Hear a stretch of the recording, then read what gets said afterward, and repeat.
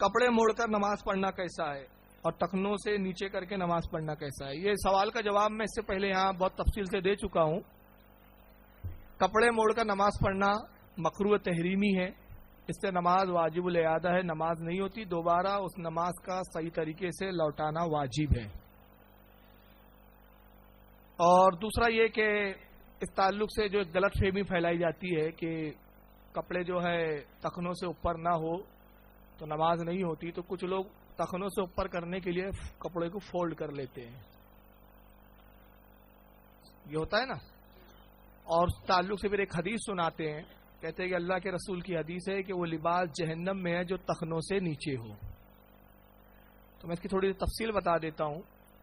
اس کی تفصیل یہ ہے کہ یہاں لباس سے جو مراد ہے جو ٹخنوں سے نیچے ہو، صاف حدیث میں آیا کہ وہ لباس جہنم میں ہے جو ٹخنوں سے نیچے ہو جو بطور تکبر ہو، یعنی جس میں تکبر کی نیت سے لباس لٹکایا جائے وہ لباس جہنم میں ہے. اگر تکبر نہیں ہے تو وہ لباس بھی جہنم میں نہیں ہے. اب یہ میں لفظوں سے نہیں کھیل رہا ہوں بلکہ حدیث کا پورا حدیث نہیں سناتے، اسی حدیث کا یہ حصہ ہے کہ جب سرکار نے جملے کہے تو حضرت ابو بکر صدیق رضی اللہ تعالیٰ عنہ روتے ہوئے آتے ہیں جب ان کو بات سرکار کی پتہ چلی. اور حضرت ابو بکر صدیق تھوڑے موٹے تھے، پیٹ نکلا ہوا تھا آپ کا، تو آپ جو تہبند باندھتے یا پاجامہ پہنتے وہ پیٹ بڑا ہونے کی وجہ سے پاجامہ کھسک جایا کرتا تھا، نیچے آ جاتا اور لباس ٹخنوں پہ آ جاتا. تو عرض کرتے یا رسول اللہ میں تو ہلاک ہو گیا سرکار، میری تون بڑی بھی ہے اور لباس ٹخنوں سے نیچے آ جاتا ہے. تو اللہ کے نبی نے فرمایا ابو بکر تو تکبر نہیں کرتا تو ان میں سے نہیں ہے. تو یہ حدیث نے واضح کر دیا کہ لباس کون سا تھا ہے ٹخنوں سے نیچے ہے جو تکبر کی نیت سے ہو، گھمنڈ کی نیت سے. اب یہ گھمنڈ کس اعتبار سے ذرا سنیے اس کا پس منظر کیا ہے. جب مسلمان اسلام میں داخل ہوئے لوگ کفار تو بہت سارے اس میں غریب تھے، غربا پہلے اسلام میں آئے، تو وہ ہے کہ ان کے پاس لباس تھا نہیں ٹھیک سے. بعض مسلمانوں کا یہ حال تھا کہ تہبند پہنا ہے تو پیٹ کھلا ہوا ہے، پیٹ اگر ڈھانپنے جائے تو شرمگاہ کھل جائے. تو اور پھر وہ بھی اتنے چھوٹے لباس ہوتے تھے کہ ٹخنوں سے اوپر گھٹنوں تک ہوتے تھے، وہ غربت کا یہ عالم. تو ابو جہل نے یہ کیا کہ ایک بہت بڑا جھبا تیار کیا جس کو 3-4 لوگ جھبا پکڑ کے چلتے تھے ساتھ میں اس کے. تو ابو جہل نے کہا کہ مسلمانوں کو تانا دیا، اس نے کہا کہ اے مسلمانوں دیکھا تم جس رب کو مانتے ہو، جس رب کا کلمہ پڑھتے ہو، اس رب نے تمہیں کیا دیا سوائے مفلسی کے، غربت کے، اور دیکھو میرے لات و حبل نے مجھے کتنا نوازا ہے. تو اللہ کے نبی نے فرمایا وہ لباس جہنم میں ہے جو تکبر کی نیت سے ٹخنوں سے. بات سمجھ میں آ گئی؟ یہ ہے. اس کے برعکس بخاری شریف کی حدیث ہے کہ اللہ کے رسول فرماتے ہیں پروردگار عالم نے مجھے 3 چیزوں کا حکم دیا اور تاکید کی بار بار کہ محمد یہ 3 چیزوں پہ آپ سختی سے عمل کیجیے. سرکار فرماتے مجھے رب نے پہلا حکم یہ دیا کہ جب میں نماز کی حالت میں ہوں تو اپنے بالوں سے نہ کھیلوں، نماز پڑھتے ہوئے اپنے بالوں کو نہ کھجاؤں، مجھے یہ حکم دیا. سرکار کہتے دوسرا اور مجھے رب نے حکم دیا کہ جب میں سجدہ کروں تو 7 چیزوں پر میں سجدہ کروں. پہلی چیز یہ 2 ہاتھ، کتنے ہو گئے 2، یہ 2 ہتھیلیاں، دونوں پیر. اور پھر علماء نے اسی حدیث کی روشنی میں مسائل اخذ کیے، کہا کہ انگوٹھے کا پیٹ ٹکنا دونوں یہ فرض ہے، پھر 2 انگلیوں کا ٹکنا یہ واجب ہے، اور پھر پوری انگلیاں ٹکنا یہ مستحب اور سنت ہے. تو انگوٹھا یہ پورا پیٹ ٹکنا چاہیے. صرف ایسا بہت سارے لوگ ایسی سیدھا پیر رکھتے ہیں سجدے میں جب جاتے ہیں تو وہ پورا پیٹ ٹکنا چاہیے اس کا. تو اللہ کے رسول نے فرمایا کہ مجھے 7 چیزوں پہ سجدہ کرنے کا میرے رب نے حکم دیا. 2 ہتھیلیاں، 2 پیر، 2 گھٹنے، کتنے ہو گئے 6، اور ناک اور پیشانی کو ایک ہی میں شمار کیا گیا، یہ ہو گیا 7.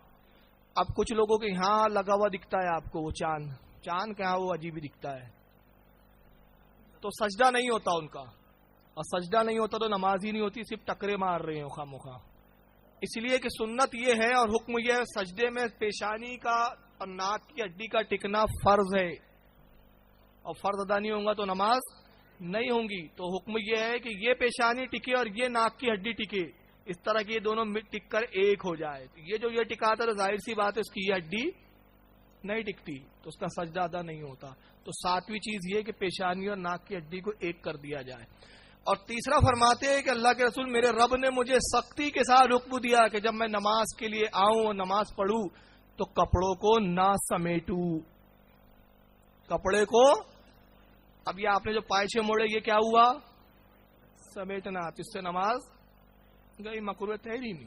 تو الٹا آپ گئے تھے. اب رہ گئے کہ رسول اللہ نے جو کہا, جو حدیث پیش کرتے ہیں یہ کہ وہ لباس جو تخنوں کے نیچے ہو, میں ان کا ترجمہ کر رہا ہوں, تکبر لفظ نہیں کہوں گا کیونکہ تکبر کا لفظ چھوڑ دیتے ہیں.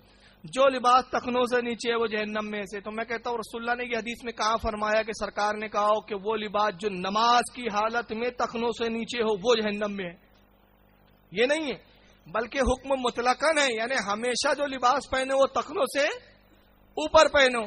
تو اب نماز میں آپ جا رہے ہیں, فجر کی 2 رکعت فرض ہے اور سنت بھی پکڑ لیں, آدھا گھنٹہ پکڑ لیں فجر کے لیے, آدھا گھنٹہ ظہر کے لیے, آدھا گھنٹہ عصر کے لیے, آدھا گھنٹہ مغرب, آدھا گھنٹہ عشاء, 2.5 گھنٹے, 12 گھنٹے اگر آپ چل رہے پھر رہے ہیں اور 12 گھنٹے میں آپ سو رہے ہیں گھر میں ہیں, تو 12 گھنٹے میں 2.5 گھنٹے نکالے تو کتنے بچے؟ 9.5. تو 9.5 گھنٹے تو آپ کا لباس جہنم میں لٹک رہا ہے, 2.5 گھنٹے بچا رہے ہیں آپ. پھر تو حکم یہ اس کا مطلب یہ نہیں ہے, بلکہ حکم یہ ہے کہ مطلقاً ہمیشہ ویسی لباس پہنے آپ. اب اگر بالفرض کوئی لباس اتنا لمبا تخنوں سے اوپر نہیں پہنتا, نیچے ہے اور تکبر نہیں ہے تو جائز ہے. اب یہاں مسئلہ سن لے, کوئی لباس ایسا پہنتا ہے کہ تخنوں سے نیچے ہے مگر تکبر نہیں ہے تو جائز ہے. مگر کوئی لباس قیمتی کپڑوں کا پہنتا ہے, تخنے سے اوپر ہے, لباس پہ گھمنڈ تکبر کر رہا ہے تو وہ حرام ہے. مسئلہ یہاں تکبر کو لے کر ہے, لباس کے چھوٹا بڑا ہونے سے کچھ بھی نہیں ہے. اور تیسری بات اس کے اندر اہم یہ ہے کہ تخنوں کا جو معاملہ آیا ہے لباس کا, تخنوں سے نیچے ہونا چاہیے. اگر آپ لباس تخنوں سے نیچے پہن رہے ہیں اور تکبر نہیں ہے تو آپ ثواب کے مستحق بھی نہیں اور گناہ کے بھی مستحق نہیں ہے, کیونکہ تکبر نہیں پایا گیا. اور اگر آپ سنت کی نیت سے تخنوں سے اوپر پہنتے ہیں تو آپ سنت کا بھی آپ کو ثواب مل جائے گا. تو سنت پر عمل کرے. اچھی بات ہے کہ اگر تخنوں سے اوپر پہنے اور علماء پہنتے بھی ہے تو سنت کا ثواب ملے گا. اگر بالفرض نہیں پڑھتے تو گناہ نہیں ہے مگر سنت کے ثواب سے محروم رہیں گے. تو سنت کا ثواب لے. واللہ عالم ثم رسول عالم.